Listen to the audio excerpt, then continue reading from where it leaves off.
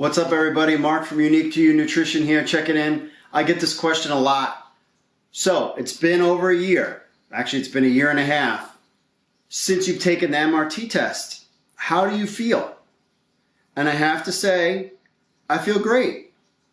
I had stuff on my list like corn, caffeine, mint, paprika, papaya, pears. The two biggest things for me were corn and wheat. Now, I used to avoid dairy since I was a kid, and dairy wasn't an issue. So I added that back in my diet. Now, can I eat ice cream when I'm out? Yeah. Do I? Still a little like, when it comes to dairy. But I can tell you this, when I go and I eat out for dinner, all I make sure is that it doesn't have any wheat in it. Now, I have to say, like some of these things, like the interesting thing was with peanuts. Now, I like to have Five Guys every now and then. Five Guys uses peanut oil in their French fries. And within the first couple months of doing the test, and I would go to Five Guys, well, first of all, I avoided it. I didn't eat the peanuts, but I would eat the fries. And it would still kind of bother my stomach. And I was like, yeah, I think that peanut thing is in. That's still an issue. Now, with the reds and yellows, the thing is you avoid these for 6 months. And then eventually you start easing some of these back in. So about 6 months, 7 months, 8 months, go back to Five Guys. And actually I eat it and now it doesn't bother me. Wheat still bothers me. Corn still bothers me. Like I'll go have gluten-free pretzels and they'll have corn flour in it. I actually just did it a couple days ago. And probably within 20, 30 minutes, an hour, my stomach started bothering me again. Now here's the difference though from what it was back then to where it is now. Like I can douse myself with some of these things on this list and it's not going to crush me like it did before. I'm telling you, after I switched my diet, I was a very busy guy. I would get up at 4:30 in the morning. I did some training, personal training, teach some classes, would work a full-time job, and then go back to the gym and train more people at night. So I was getting up at 4:30 in the morning and not getting home until after 8 o'clock at night. And I would do that 3 or 4 days a week.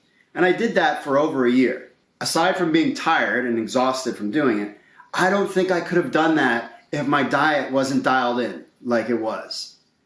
There's no way. When I was younger, in my younger years, when I wasn't taking care of myself, I wasn't gluten-free, and I didn't eliminate the things on this list, I would go to work. I would get up 7:30, go to work. I would come home 5:30, and I was exhausted. And I could fall asleep right then on the spot. And I didn't even do anything. I didn't do anything in the morning, didn't do anything at night. So I can tell you, I totally believe in this test. And that's why I think we're going to do more videos and we're kind of putting it out there. There is such a need and an understanding of what food sensitivity is, because I think people are suffering for no reason other than just what they're eating. But they use drugs, they use excuses to mask what's really going on. I'm telling you, I feel fine. And actually, I feel great. I can go a day or two of eating bad stuff and my body will recover a lot quicker. If I eat something bad, like I mentioned the other about eating the pretzels with the corn flour in it, it doesn't destroy me where I'm sitting on the laying out on the bed for a couple hours. It's just a little discomfort. I know it's there, and sometimes it's within a couple hours it goes away.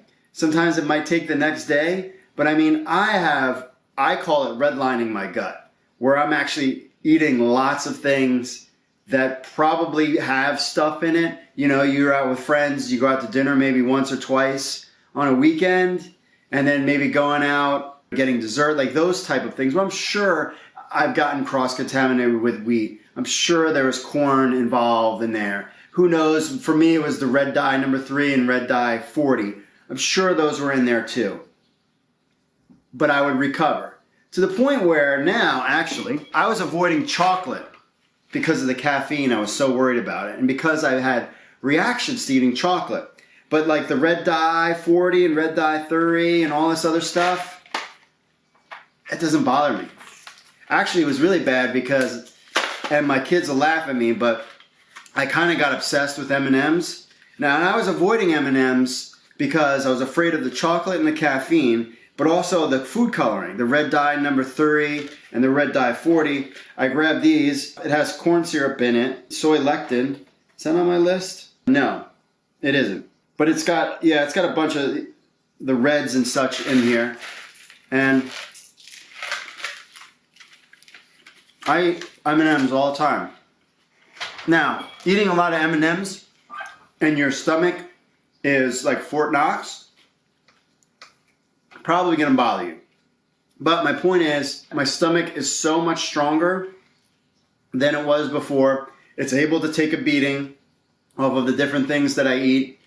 I still avoid what's on here, but I don't worry about it as much. And so next question is, will you be taking the MRT test again? And the answer is absolutely, I will do it again. Now what you have to understand is when you take the test, sometimes some items might trigger other items on your list. But after your gut starts to heal, some of these things might disappear. You got to remember things like the medication that you take.